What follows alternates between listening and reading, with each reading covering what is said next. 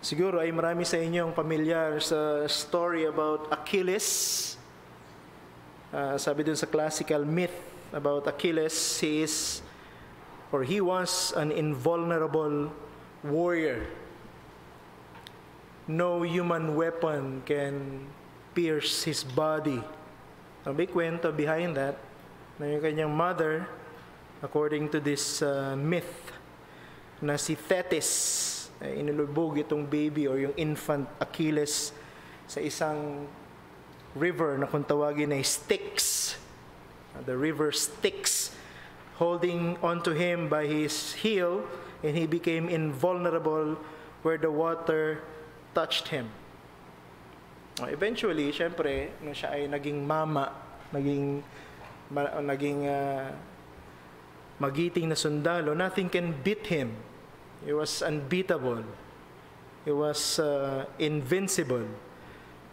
Pero si Achilles ay isa ring tao at dumating ang time that he was defeated by a man called Paris. He was ambushed because he got a tip na there is one part of Achilles' body that is vulnerable, and that was his heel. Nung pa lang siya ay inilubog ng kanyang nanay, every part of his body was drenched with water except that heel, which her mother or his mother Thetis covered by her thumb and fingers. Kaya si Paris ay pinana siya, tinamaan siya doon sa kanyang most vulnerable part, and he died. Kaya nga nakilala natin yung term na Achilles' heel. That was his only weakness. There was a part of his invulnerable body that he left unprotected. And that was his weakest point. That was the cause of his downfall.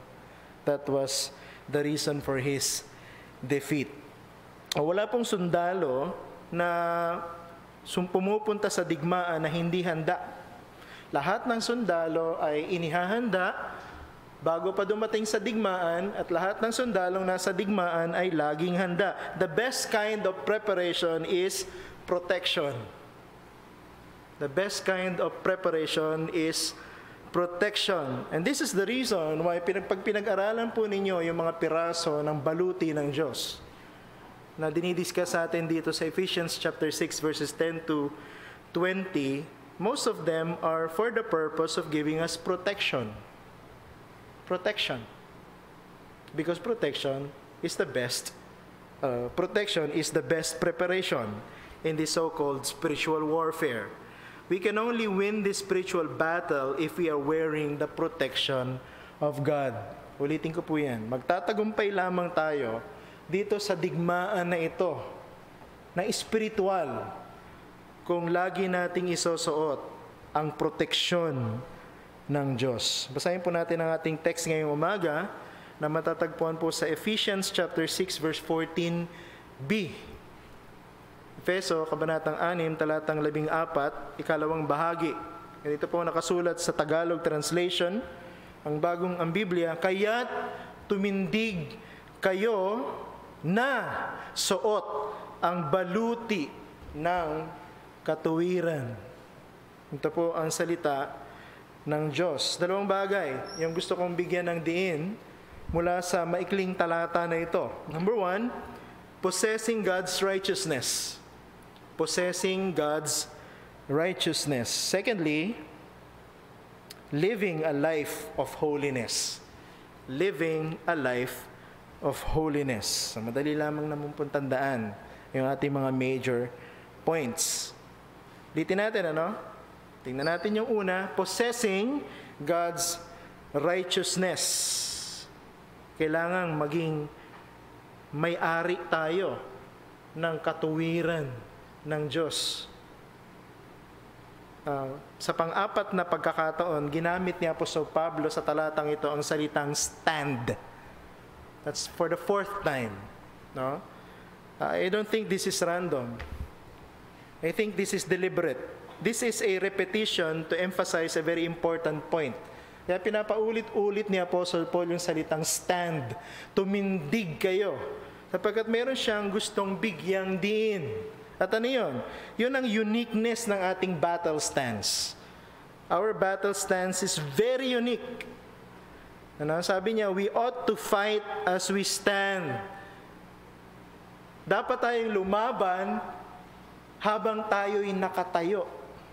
Tingnan niyo yung, pabalik tayo dun sa verse 13 ng ating text sa Ephesians chapter 6, verse 13, from DSV, ganito mababasa natin, therefore, take up the whole armor of God, that you may be able to withstand in the evil day, and having done all, to stand firm. Pinagsama niya, di ba? Withstand in order to stand. So, yun yung uniqueness ng ating battle stance. Siguro yung iba yung magtatanong, bakit hindi tayo tinuturuan ni Apostol Pablo na lumakad habang tayo'y lumalaban? Bakit hindi tayo sinasabihan ni Apostol Pablo tumakbo habang tayo hindi lumalaban? Bakit sinabing tumayo? Di ba kayo nagtataka? Di ba niyo natanong sa sarili niya pag binabasa niyo itong passage na ito? Bakit sinasabi niya po, tumayo kayo, tumindig kayo? Bakit hindi sabing tumakbo kayo? Di ba pag may digmaan, tumatakbo yung mga nakikipaglaban?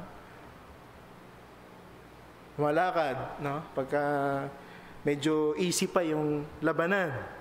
Bakit tayo hindi sinasabihan ni Apostol Pablo, magtago kayo pag kayo nakikipaglaban? O kaya umilag kayo pagka kayo nakikipaglaban? Hindi niyo ba napansin yun?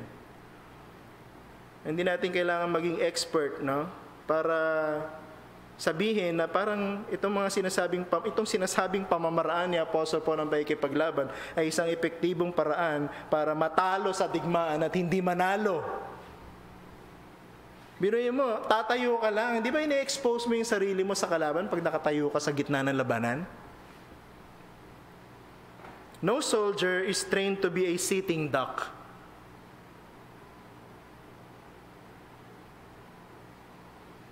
Even a civilian knows that he needs to run and hide when his life is in danger. Parang instinct na nga natin yun, di ba?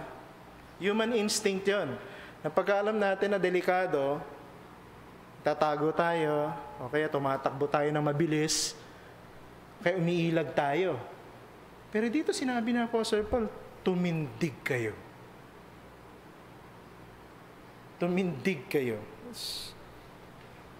But I don't think Paul is making a mistake here.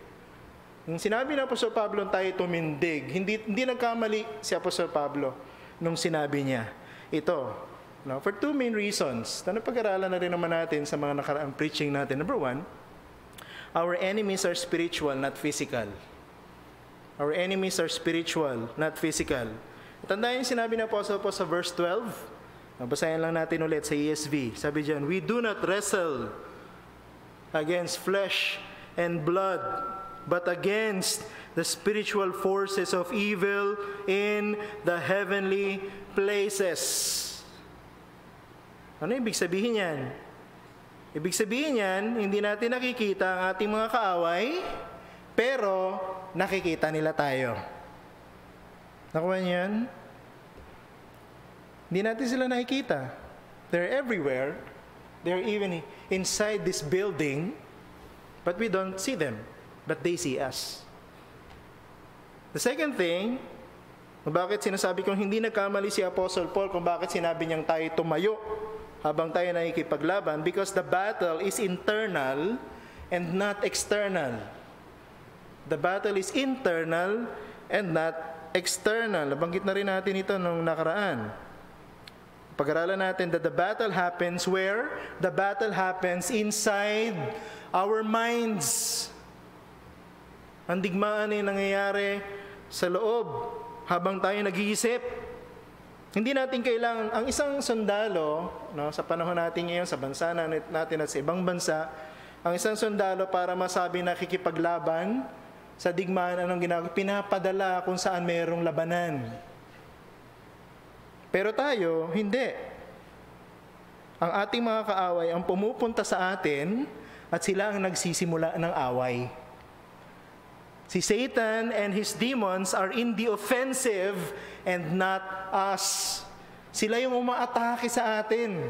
Kaya hindi natin kailangan pumunta sa isang lugar para masabing nandun ang spiritual warfare. Hindi. Satan and his demons go to us. So there is really no point in running, dodging, or hiding. There's no point in all of those. This is a spiritual war.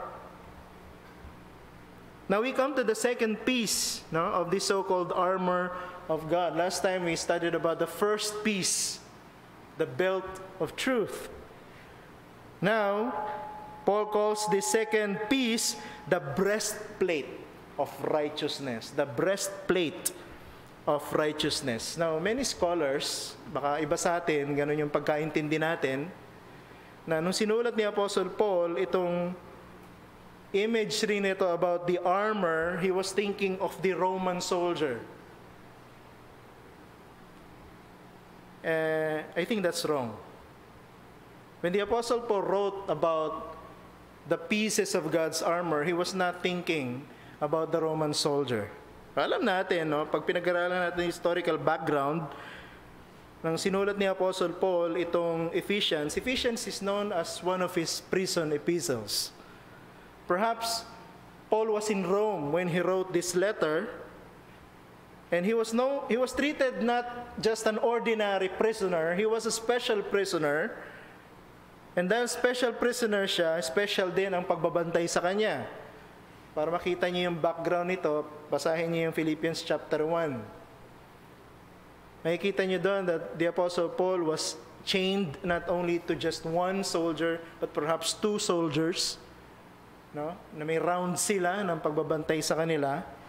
But I disagree that Paul was thinking of the Roman soldier when he wrote about the armor of God. Why? Because he got this idea about the armor from the Old Testament. Galing sa Old Testament, hindi sa Roman soldier. Tingnan niyo to sa Isaiah chapter 59 verse 17. Isaiah 59 verse 17 sa Tagalog. Sabi diyan, at bilang baluti ay nagsuot siya ng katuwiran, at sa kanyang ulo ay helmet ng kaligtasan. Siya ay nagtamit ng mga bihisa ng paghiganti, bilang kasuotan at bilang balabal ang sarili ay binalutan ng sikap. Sino tinutukoy ni Apostle Paul? Ni Isaiah, particularly, nung sinulat niya yung verse na yan. He was referring to Yahweh.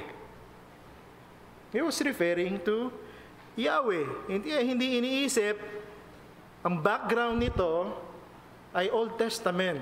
Nung sinusulat ni Apostle Paul yung tungkol sa baluti, he was thinking of Yahweh as the first divine warrior. Now, nung hiniram ni Apostle Paul yung imagery na ito ng baluti from the Old Testament, I believe that he also took into consideration its original context.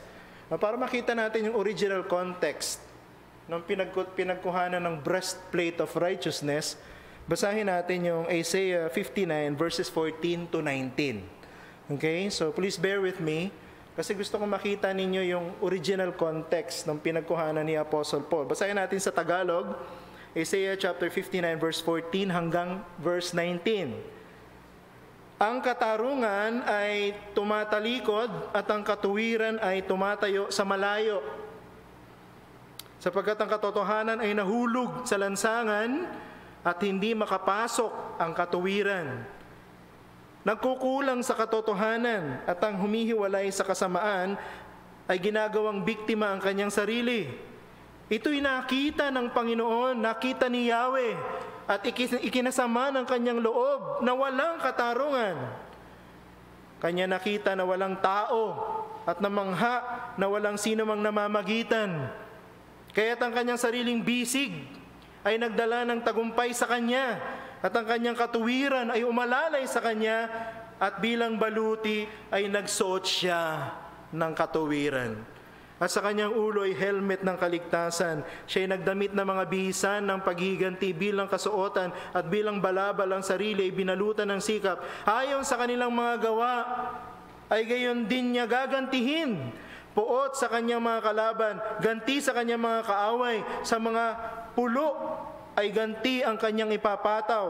Sa gayoy, katatakutan nila ang pangalan ng Panginoon mula sa kanluran at ang kanyang kaluwalhatian mula sa sikatan ng araw.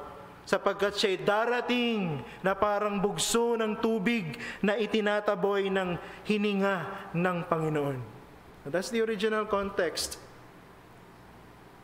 Kaya sinabi ko, hindi dahil nakikita ni Paul, yung Roman soldier, kaya siya nagkaroon ng idea about the armor of God. No. He remembered what he read in the Old Testament, that there was this armor. And the first one who wore the armor was Yahweh Himself. And he used that imagery. Now, what is the context?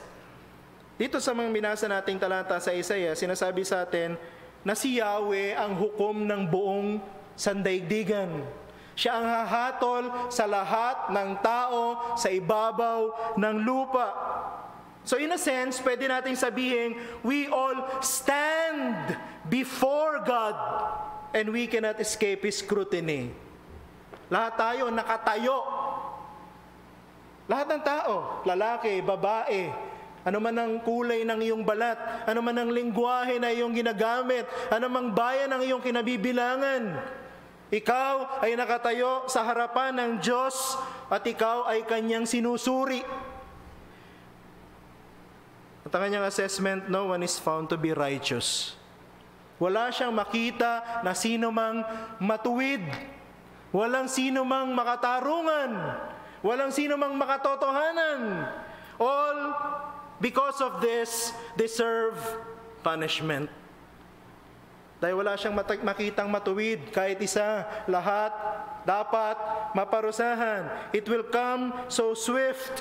Ang parusa ng Diyos ay darating like the force of the rushing stream and no one can withstand it. Yan ang sinasabi niya sa Isaiah 59.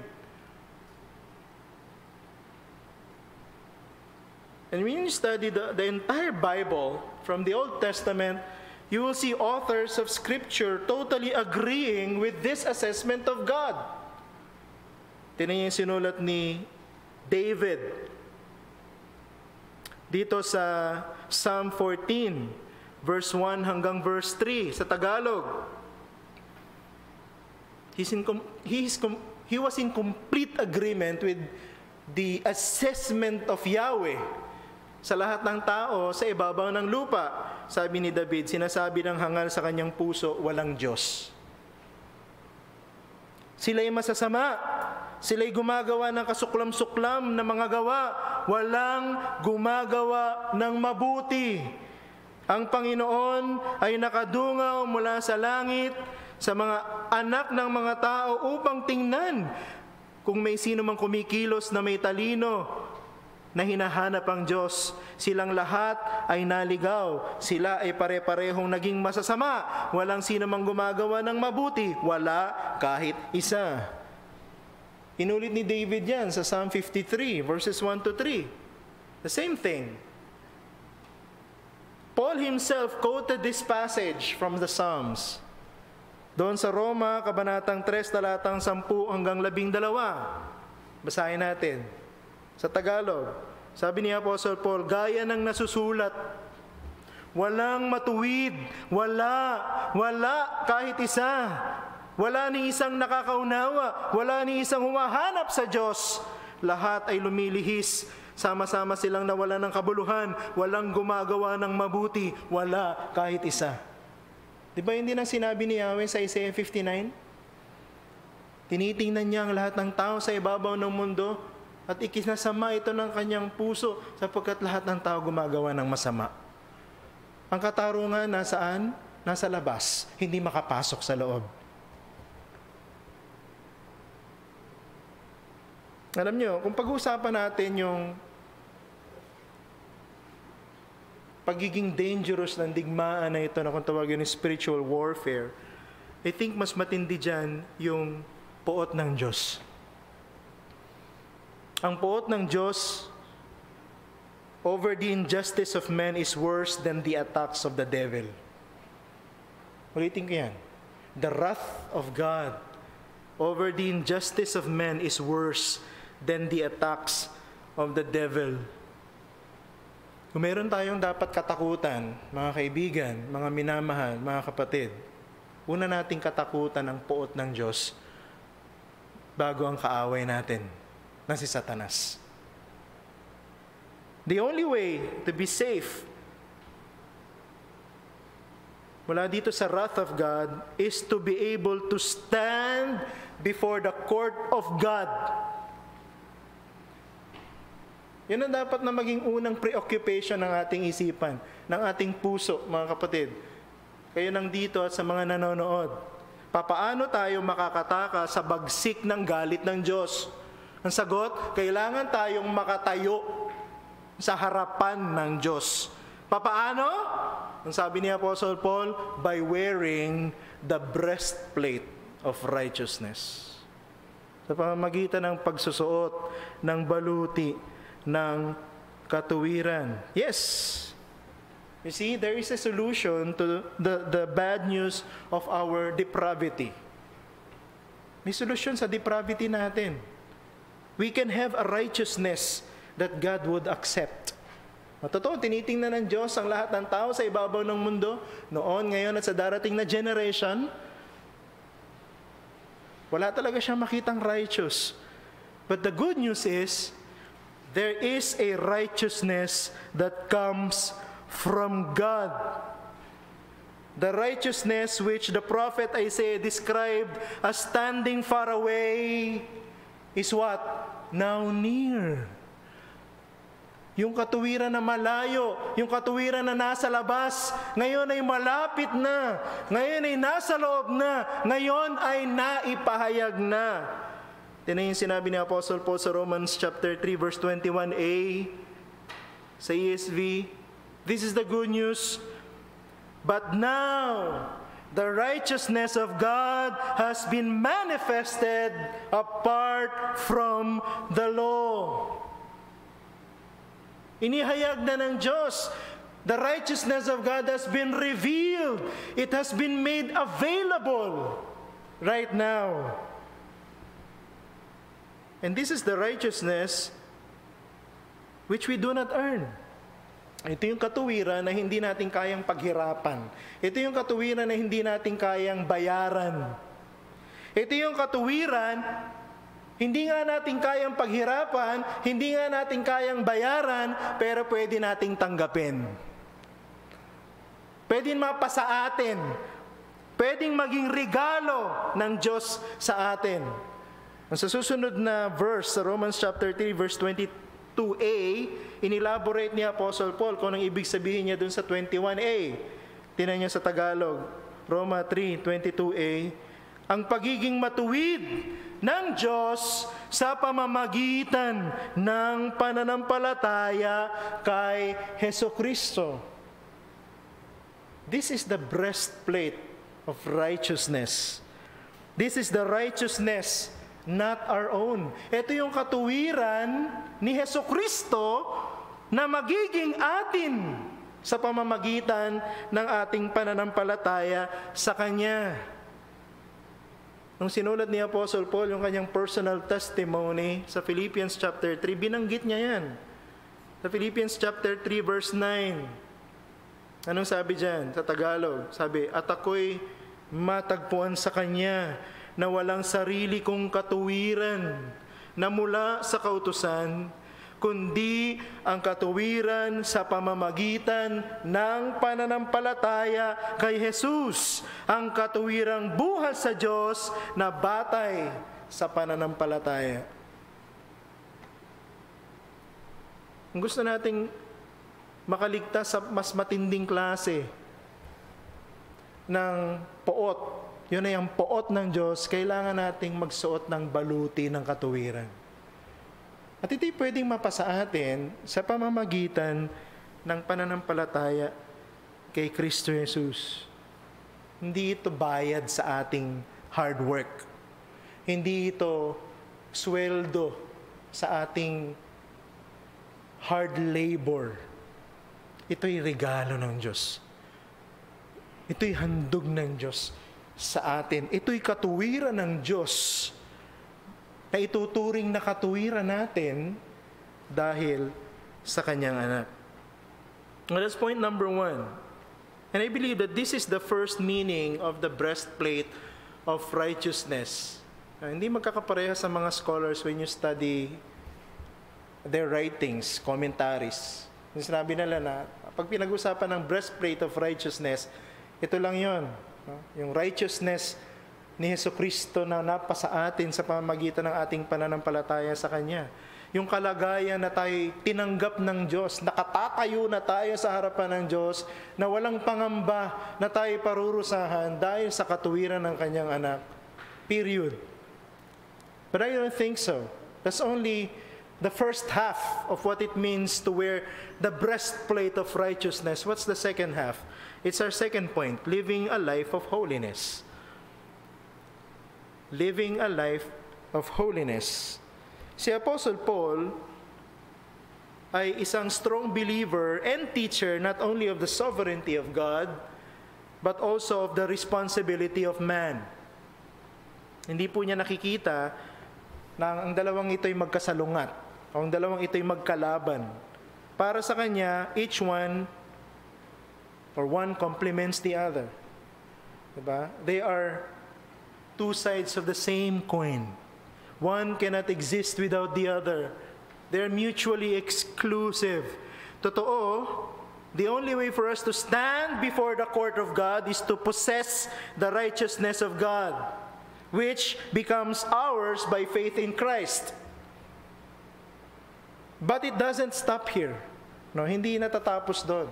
Na tayo ay merong righteousness ni Jesus Christ as breastplate. Paul, in this letter sa Ephesians, pag pinag-aralan nyo, diba, he describes to us what happens to a person who receives the righteousness of God. Nandito yun sa buong sulat niya sa Ephesians. May nangyayari sa isang tao na tumatanggap ng baluti ng katuwiran ng Diyos. Merong nangyayari sa isang tao pag siya naging Christian. Merong nangyayari sa isang tao pagka nagkaroon siya ng kaugnayan kay Jesus Christ sa pamamagitan ng pananampalataya. Diba? At least 4 things gusto kong share sa inyo na mabilis. Number 1, his sins are forgiven. Mababasa natin yan sa Ephesians chapter 1 verse 7. Anong sabi sa Efeso? Kabanatang 1 talatang 7. Sa Kanya'y mayroon tayong katubusan sa pamamagitan ng Kanyang dugo na kapatawaran ng ating mga kasalanan ayon sa mga kayamanan ng Kanyang biyaya. So that's one of the things that happens to us. Pagka tinanggap natin ang baluti ng katuwiran ng Diyos, ang mga kasalanan natin may kapatawaran. Ano mang uri ng kasalanan yun? Ano mang uri ng kasalanan na maaaring sa tingin ng tao walang kapatawaran, pero sa Diyos meron. Walang kasalanan na hindi kayang patawarin ng Diyos. Pangalawa, he receives the Holy Spirit. That's the second thing. Nakita natin sa Efeso, kabanatang 1, talatang 13, ang mga salitang ito. Sa Kanya'y kayo rin naman na nakarinig ng salita ng katotohanan, ang ebanghelyo ng inyong kaligtasan, at kayo na sumasampalataya sa Kanya ay tinatakan ng pangakong Espiritu Santo. So siya na nagsusuot ng baluti ng katuwiran ng Diyos, nagtataglay ng banal na Espiritu. Ang banal na Espiritu ay tatak ng Diyos, tatak ng pagmamayari sa Kanya ng Diyos. Pangatlo, he is reconciled to God. Ephesians chapter 2 verse 16. Ano sabi diyan? Reconcile us both to God in one body through the cross, thereby killing the hostility. Pag ang isang tayo nagsuot ng baluti ng Diyos, nakakatayo na tayo sa harapan ng court ng Diyos, no, without the fear of being carried along by the swift justice of God. Why? Because we are now righteous before Him through the righteousness of His Son. We have been reconciled to Him. Pang-apat at huli, he becomes a child of God. Nagiging anak siya ng Diyos. Ephesians chapter 1 verse 5, ano sabi diyan? He predestined us for adoption to Himself as sons through Jesus Christ according to the purpose of His will. What is my point by mentioning all of this? My point is this. Possession of the righteousness of God gives us new identity in Christ. Ulitin ko, possessing the righteousness of God gives us new identity in Christ. So ikaw na sumampalataya kay Jesus, ngayon nagsusuot ng baluti ng katuwiran ng Diyos, meron ng bagong pagkatao kay Jesus. Hindi ka na katulad ng dati. This is what Paul meant when he used the metaphor of changing clothing dito rin sa Ephesians. Binanggit niya rin yan sa atin. Tingnan nyo, no? Babasahin ulit natin yun. Ephesians chapter 4, verse 20 to 24. Sa ESV, sabi dyan, but that is not the way you learn Christ, assuming that you have heard about Him and were taught in Him, as the truth is in Jesus, to put on the old self which belongs to our former manner of life and is corrupt through deceitful desires, and to be renewed in the spirit of your minds, and to what? To put on the new self, created after the likeness of God in true righteousness and holiness. Pag ang isang tao naging Christian, magbabago ang kanyang buhay. Yung sinasabi ni Apostle Paul. Anong patunay na ang isang tao totoong nagsusuot ng baluti ng katuwiran ng Diyos? Nabubuhay siya na may kabanalan. Hindi siya gumagawa ng kasalanan na alam niya na ayaw ng Diyos.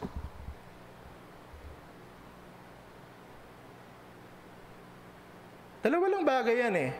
It's either you're not wearing the righteousness, the armor, the breastplate of righteousness, or you're wearing the breastplate of righteousness. It's either you're putting off the old self or you're putting on the new self. Isa lang doon. Mga kaibigan, isa lang doon. Hindi pwedeng parehong nandun ka. And see, the first step towards the winning of this battle is not by overcoming the devil, but by God overcoming us. Ang unang hakbang para magtagumpay tayo sa digmaan na ito ay hindi yung mapagtagumpayan natin si Satanas, kundi mapagtagumpayan tayo ng Diyos. Kung gusto mo na magtagumpay sa diablo at sa kanyang mga demonyo, anong dapat mangyari? Dapat maging miyembro ka muna ng kaharian ng Diyos. Pangalawa, syempre, pag naging miyembro ka ng kaharian ng Diyos sa pamamagitan ng pagsampalataya kay Jesucristo na Panginoon ng kaharian na ito, you will be what? Automatically enlisted as one of His soldiers. Then, and only then, you can fight and win against the devil and his forces. Kailangan may magbago muna sa iyo. Ano yun? Magbago muna yung kalagayan mo sa harapan ng Diyos. Maging matuwid ka muna sa harapan ng Diyos. At pag ikaw'y naging matuwid sa harapan ng Diyos, dapat magiging matuwid din ang iyong pamumuhay. And mangyayari lamang ang lahat ng ito kung ikaw ay susuko sa pagiging Panginoon ni Jesus. If you will surrender to the Lordship of Jesus Christ. Pero hindi pa rin natatapos doon. We do not win by just changing sides in the war. We must fight the war. Hindi porket naging Kristiyano ka, automatic panalo ka na. Hindi porket sinabi ni Apostle Paul, tumindig ka, panalo ka na. Dapat lumaban ka habang nakatindig ka. Dapat handa ka habang nakatindig ka. dito mas ma-appreciate natin yung kagandahan ng Greek language. May mga nuances po kasi sa Greek language na wala sa English. May mga usages sa English language na wala sa Greek. Pero dito, sa verse na ito, merong ginamit si Apostle Paul sa Greek na napakaganda, and that is the so-called middle voice. Research nyo na lang yan sa Google kung ano yung ibig sabihin ng middle voice in Greek. Paul used here the middle voice where the subject of the verb is seen as acting upon itself or for its own benefit. Diba usually sa subject and verb, sa isang sentence, the subject is the usual doer of the action. And often, he's doing that action for somebody else. Pero dito, sa middle voice, the subject or the noun is doing the action to himself. Ginagawa niya sa kanyang sarili. Paano natin na-explain ito? On the one hand, God gives us His breastplate of righteousness. Kailan nangyayari yun? Na binibigay ng Diyos ang kanyang baluti ng katuwiran sa atin. Kailan nangyayari? Sa panahon ng regeneration. Nagsisimula yun sa regeneration. Di ba ang isang taong patay sa kanyang kasalanan, anong gagawin ng Diyos? Bubuhayin. Di ba? Pag binuhay ka, syempre, magkakaroon ka ng kakayahan na tumugon sa panawagan ng Ebanghelyo sa pamamagitan ng pagsisisi at pananampalataya. We call that what? Conversion. Itong pagbabago na ito sa kalagayan natin sa Diyos, ginagawa ng Diyos sa atin. We no longer stand before Him as His enemies, but as His children. No? That's the first, on the one hand, yun ang ginagawa, no? Ng pagsusuot ng baluti ng katuwiran sa atin. On the other hand, dito papasok ang kagandahan ng middle voice, we must put on the breastplate of righteousness on our own and for our benefit. Sa isang banda, ang Diyos ang nagsusuot sa atin ng baluti ng katuwiran. On the other hand, sinusuot din natin ang baluti ng katuwiran. Yan yung ibig ko sabihin. Kaya hindi natatapos doon sa sinuot na sa atin ng Diyos ang baluti ng katuwiran nung tayo naging Christian. Hindi. Kailangan isuot din natin yung baluti sa ating sarili para sa ating sariling pakinabang. Kaya literally, pwede natin translate yung verse 14 ng ganito, putting on the breastplate of righteousness to or upon ourselves. Meron din po tayong dapat gawin when it comes to this breastplate of righteousness. Sila na mga nagtataglay ng katuwiran ng Diyos sa pamamagitan ng pananampalataya kay Jesus will eventually live a life of righteousness for God.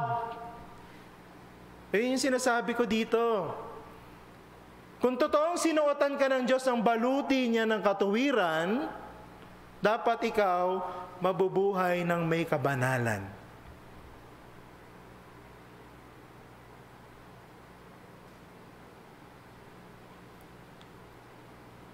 In other words, those who have been gifted by the righteousness of God must use the righteousness of God to attain another form of righteousness. What is that? Holiness. Holiness. Papaano? By pursuing a life that pleases God. By pursuing a life that pleases God. Makikita natin si Apostle Paul, itinuturo itong principle na ito sa batang si Timothy. Sa 1 Timothy chapter 6 verse 11, ganito ang sinabi ni Apostle Paul sa kanya, but as for you, O young man of God, flee these things. After fleeing those things, those sinful things, ano sabi ni Apostle Paul? Pursue righteousness, godliness, faith, love, steadfastness, gentleness. Tayo ang magpe-pursue ng righteousness. Tayo ang gagawa ng paraan para mabuhay ng righteous. Ganon din sinabi ng author ng Hebrews sa Hebrews chapter 12 verse 14 sa Tagalog. Pagsikapan ninyong magkaroon ng kapayapaan sa lahat at ng kabanalan na kung wala nito'y walang sino mang makakakita sa Panginoon. Kita mo? Pagsumikapan ninyong magkaroon ng kabanalan. When it comes to God, putting His breastplate of righteousness to us, wala tayong ambag. That's God saving us. But when it comes to us, putting the righteous breastplate, meron tayong ambag. Ano yung ambag natin? Magsikap tayo na maging banal. Hindi po automatic yun na pag naging Christian ka, banal ka na. Ano ibig sabihin? Hindi automatic yung pagising mo kinabukasan, lahat na ng bagay, mapiplease mo ang Panginoon. Hindi. Paghihirapan mo. Pagsusumikapan mo. Dahil pag hindi ka nagbantay, anong mangyayari? Mahuhulog ka. Kaya nga yung verbs na ginamit dyan, pursue. Diba? Pagsikapan mo, strive. That's our efforts. All of our energy. Gamitin natin para maging banal. Malinaw dito, the objective gift of God's justifying righteousness necessarily leads to the pursuit of subjective righteousness resulting to holy living. Kita mo yung ganda nun? Objective righteousness, God putting on us His breastplate of righteousness. Kailan nangyayari yon? At the point of our conversion. Subjective righteousness. Us putting on the breastplate of righteousness. How? By striving to be holy. Ang ganda ng combination nun. No? Kaya hindi pwedeng isa lang eh. Magkasama yun. Now, ang tanong, bakit kailangan nating i-pursue yung righteousness if we are already accepted by God as righteous? Sa pamamagitan ni Jesus Christ. Diba? Sabihin ng iba, bakit kailangan ko pang magsumikap para maging banal? Bakit kailangan ko pang magsumikap para mabuhay na may katuwiran kung ang tingin naman pala sa akin na ng Diyos ay matuwid sa pamamagitan ng aking pananampalataya kay Jesus? Anong sagot ko dyan? Simple lang, because our enemy is called the devil. Yan ang sagot ko.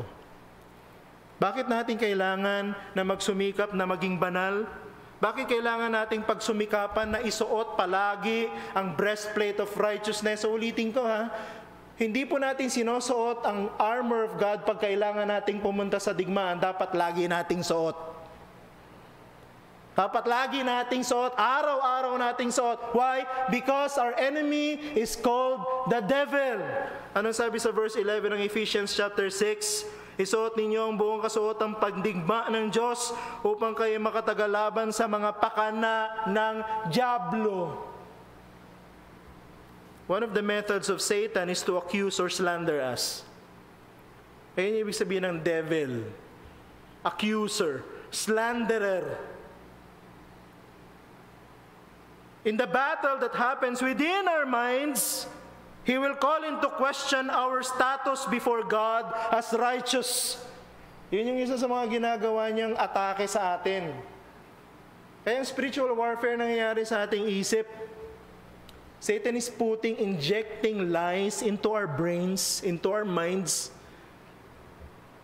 Sinasabi niya, hindi totoo na Christian ka dahil gumagawa ka pa rin ng mga kasalanan. Hindi totoo na anak ka ng Diyos dahil dumadaan ka sa ganitong klase ng mga kahirapan, and so on and so forth. Patong-patong na kasinungalingan. Yun ang kanyang mga attacks. Yun ang kanyang mga panlaban sa atin. Of course, God will never be affected by the lies of the devil, but we do. Naapektuhan tayo. Kaya kailangan nating laging suotin ang baluti ng katuwiran. It is crucial na handa lagi ang ating isip para sa action. Diba sabi natin last time, we must make sure that our minds are ready for action. And it is by making sure that we are wearing the breastplate of righteousness. Diba? Yung sa truth, belt of truth, ano ibig sabihin? We are tying the loose ends of our minds by the truth of God. And that also applies to the breastplate of righteousness. We must do everything necessary to prove that we are wearing the breastplate of righteousness by consistently living a life of holiness. Paano natin ma-overcome yung mga kasinungalingan ni Satan? Sa pamamagitan ng ating pagsunod sa Diyos. Sa pamamagitan ng ating paglakad sa katuwiran ng Diyos. Sa pamamagitan ng ating paggawa ng nakalulugod sa Diyos.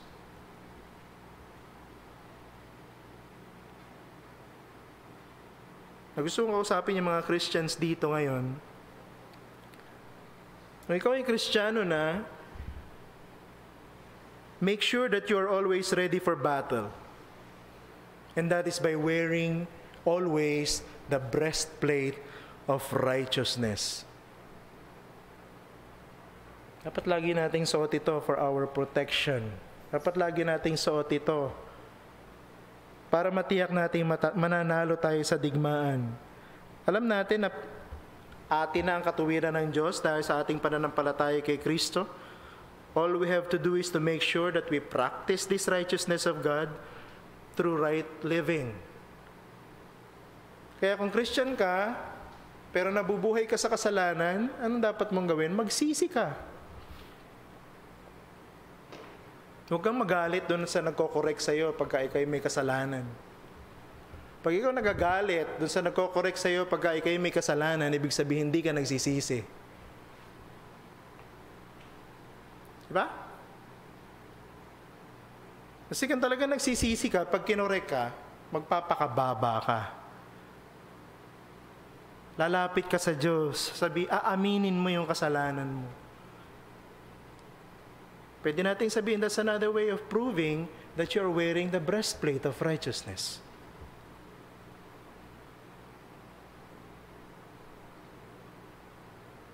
Make sure to exert every effort to be holy. Kung ikaw ay Christian. Huwag mong papalagpasin ang pagkakataon na masunod ang gusto ng Diyos. Huwag kang magpapalagpas ng pagkakataon na hindi mo bibigyan ng kaluguran ng kanyang puso. Sa mga hindi naman Kristiyano, nakausap natin dito, ngayon ang araw para ikaw ay maging matuwid sa harapan ng Diyos. Ngayon ang araw para ikaw ay maging righteous before God. Ang lahat ng iyong mga efforts, ang lahat ng iyong hard work will not be accepted by God because they are all meaningless. Ang lahat ng ating iniisip at ginagawa na sa tingin natin ay matuwid at mabuti ay marumi sa mata ng Diyos. He can only accept you and everything that you do if you will wear the righteousness of His Son. At ang good news, mapapasa iyo ang katuwiran ni Jesucristo kung ikaw ay susuko sa Kanyang pagkapanginoon sa pamamagitan ng pagsisisi at pananampalataya sa lahat ng Kanyang ginawa sa krus. At mula rito, magagawa mo na bigyan ng lugod ng Diyos hanggang sa katapusan ng iyong buhay. Manalangin tayo. Aming Ama, kami po ay nagpapasalamat sa iyo for revealing to us this truth about the breastplate of righteousness. Maraming salamat, Panginoon, because ikaw sa iyong biyaya, isinuot mo sa amin ang iyong katuwiran. At ito ay hindi namin pinaghirapan. Ito ay hindi namin binayaran. Sapagkat ito ay ginawa mo dahil pinagdesisyonan mo, gusto mo. At ito'y ginawa mo sa pamamagitan ng iyong anak. Kami ay inyong binuhay at binigyan ng kakayahan tumugon ng may pananampalataya at pagsisisi. Nilikha niyo kami upang maging mananampalataya. Maraming salamat, Panginoon, sapagkat kami ngayon ay nagsusuot ng baluti. But on the other hand, we must make sure that we are wearing it all the time. We are wearing the breastplate of righteousness every day. And that is by our day-to-day holy living. Ang pamumuhay namin ang may kabanalan at nagbibigay ng kaluwalhatian sa iyo. Panginoon, yung mga hindi pa mananampalataya dito, they are without protection against your dreadful wrath. Tulungan niyo po silang magkaroon ng proteksyon. At yun ay sa pamamagitan ng kanilang pagsisisi at pananampalataya kay Jesus sa lahat sa kanyang ginawa. Nang sa gayon, isusuot mo sa kanila ang iyong baluti na magiging proteksyon nila sa iyong hustisya. Magligtas po kayo ng mga hindi pa mananampalataya ngayon. Itanim niyo po sa aming mga puso ang mga katotohanan na ito. Ito po ang aming dalangin sa pangalan ni Jesus. Amen.